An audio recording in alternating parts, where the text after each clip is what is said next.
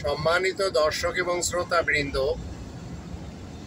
আমি যশোরী আপনাদের সকলকে জানাই সালামুন আলাইকুম। আপনারা দেখছেন আমি এখন যে রাস্তা দিয়ে যাচ্ছি, সামনে একটি বড় শহর আসছে, এটির নাম হচ্ছে স্টুটগার্ট, এবং এমন একটি টানেল দিয়ে আমি অতিক্রম করব যে টানেলটা 2 মাইলের উপরে। এই রাস্তা যারা তৈরি করেছে তারা তৈরি করতে যে বেইমানি করেনি, আবার টানেল তৈরি করতে যে যারা কাজ করেছে তারাও বেইমানি করেনি, যার ফলে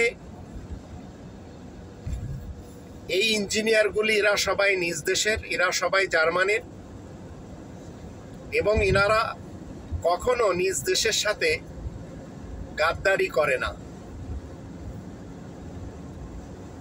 এবং এরা কখনো ধরা খেয়ে আদালতেও যায় না। পক্ষান্তরে আমাদের এমন একটি দেশ, 1971 সালের বাংলাদেশ, যা কিনা স্বাধীন, সেই দেশ এমন বুজরুখী মানুষদেরকে তৈরি করেছে, এমন বহুরূপী মানুষদেরকে তৈরি করেছে, যারা তাদের কুকীর্তি নিয়ে যতক্ষণ ধরা না খায় ততক্ষণ তারা সমাজের কাছে কেউ তাহাজ্জুদ গুজার, কেউ সাধু, কেউ পণ্ডিত, আবার কেউ সব জানতা। প্রত্যেকটি সেক্টর এমন দুর্নীতিতে আমাদের দেশটি ছেয়ে গেছে, প্রত্যেকটি সেক্টরে। এই দুর্নীতিবাজদের অনেকে নামাজ পড়েন, কপালে দাগ লাগিয়ে নিয়েছেন,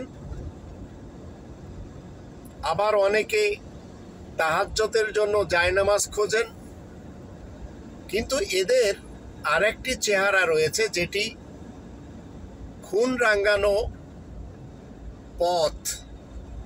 এদের এক অংশ মানুষ মারে, আবার এদের এক অংশ দেশ লুটপাট করে। যখন ধরা খায় তখন এরা সাধু সাজে। ধরা খাওয়ার পর এদের বিভিন্ন তকমা দেওয়া হয়। অনেকে ভারতে যেয়ে ধরা খায়, অনেকে ভিন দেশে যেয়ে ধরা খায়, আবার অনেকে নিজ দেশেই ধরা খায়। এদের কেউ সাবেক chief of army staff general আজিজের মতো মস্ত বড় ব্যক্তি, কেউ সাবেক পুলিশ প্রধান বেনজিরের মতো মস্ত বড় ব্যক্তি, আবার কেউ ইবাদত গুজার আবেদ আলীর মতো। তো একইভাবে প্রত্যেকটি সেক্টরে যখন আমরা দেখি এই ধরনের লোক পাই, দেশ যাদের উচিত ছিল সুন্দরভাবে পরিচালনা করবে, তারাই লুটিপুটে খায়। কেউ বাদ নেই। যখন যে পার্টি আসে তখন তারাই সাধু সেজে খুব সুন্দরভাবে লুটপাট করে, হোক তাদের সম্পর্ক বিএনপি মার্কা মুসলমানদের সাথে, হোক তাদের সম্পর্ক বিএএল মার্কা মুসলমানদের সাথে, অথবা এই বৃহৎ 2 পার্টির সাথে। এদের 99% সবাই লুটপাটে ব্যস্ত, নিজের আখের গুছানোর তালে ব্যস্ত, যার ফলে দেশ সামান্য কিছু লোকদেরকে নিয়ে আগে বেড়ে চলেছে, আর বাকিরা সবাই ডাউনে যাচ্ছে, অধপাতে যাচ্ছে। গরিবই মেটেনি, পূর্ব পাকিস্তানের যুগে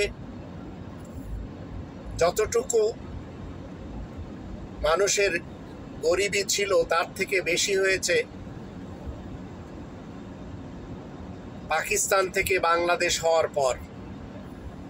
একদিকে সেই 9 মাসের যুদ্ধের পর লুটেপুটে নিয়ে গেছে বন্ধু দেশ, আর একদিকে যে যেখান থেকে সুযোগ পেয়েছে তারা লুটেপুটে নিজ দেশে বসে কেউ খাচ্ছে, কেউ ভিন দেশে বসে।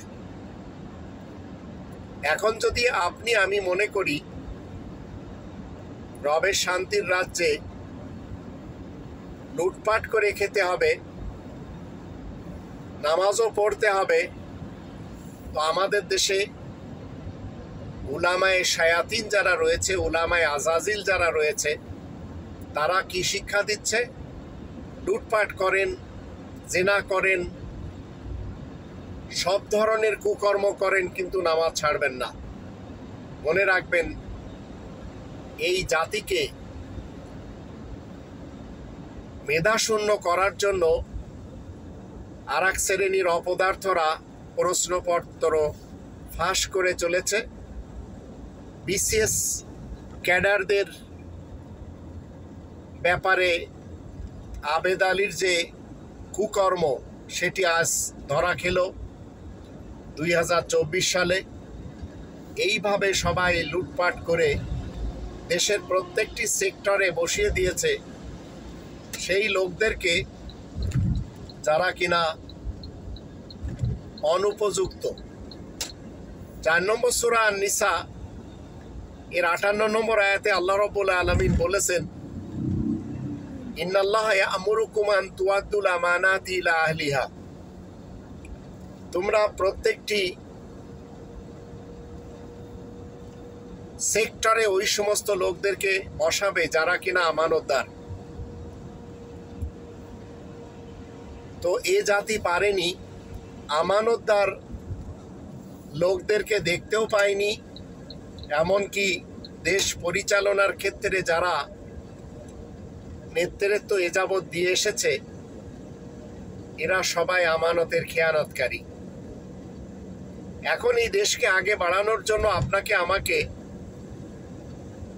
সত্যবাদী হতে হবে, সৎ সাহস থাকতে হবে, সৎ হতে হবে, সহমর্মিতা দেখানোর আগ্রহ থাকতে হবে, এবং 8 নম্বর সূরা আল আনফালের প্রথম আয়াত মতে খনিজ সম্পদ এই 18 কোটি মানুষের প্রত্যেককে ন্যূনতম হলেও 1 কোটি করে দিতে হবে। যদি সবাইকে 1 কোটি টাকা করে দেওয়া যায় তাহলে গরিবি তো মিটে যাবে এবং সবাই আগ্রহের সাথে দেশকে আগে বাড়িয়ে নেবে। তাই আল্লাহ বলছেন, ইয়াসআলুনাকা আনিল আনফাল, তোমার কাছে মানুষেরা খনিজ সম্পদ সম্পর্কে জিজ্ঞাসা করলে কুল, তুমি বলে দিবে, আল আনফালু লিল্লাহি ওয়ার রাসূল ফাত্তাকুল্লাহা ওয়া আসলিহু যাতা বাইনিকুম। খনিজ সম্পদ আল্লাহ এবং আল্লাহর রসুলের কাজের জন্য, আর তোমাদের মধ্যকার যোগ সম্পর্কের উন্নতি সাধনের জন্য। তো প্রত্যেকটি মানুষকে দাঁড় করানোর জন্য কি করতে হবে? এই খনিজ সম্পদ বন্টন করতে হবে। তো যদি এমন কোনো ব্যক্তি আমাদের দেশে আসে যে দেশের মানুষকে ভালোবেসে সবাইকে অন্তত 1 কোটি টাকা হলেও এই খনিজ সম্পদ থেকে যেন দিতে পারে, এটি আমরা আল্লাহ তাআলার কাছে প্রার্থনা করি। অন্যথায় হাজার হাজার কোটি টাকা ছোট ছোট পাতি নেতারা এবং অযোগ্য অফিসারেরা লুটপাট করে নিয়ে কেউ সুইস ব্যাংকে রাখছে, কেউ বিভিন্ন স্থানে রাখছে, আবার কেউ নিজ দেশে, কেউ ভিন দেশে বসে খাচ্ছে, আবার ঢেকুর নিচ্ছে এবং বলছে আলহামদুলিল্লাহ রব্বিল আলামিন। মনে রাখবেন, এরা সবাই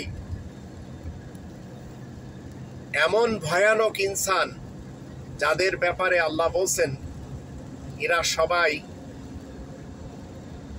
শায়াতিন এবং ইবলিস চরিত্রের মানুষ, তাই এদের থেকে আপনাকে আমাকে বেঁচে থাকতে হবে, যারা কিনা আমানত রক্ষা করতে জানে না।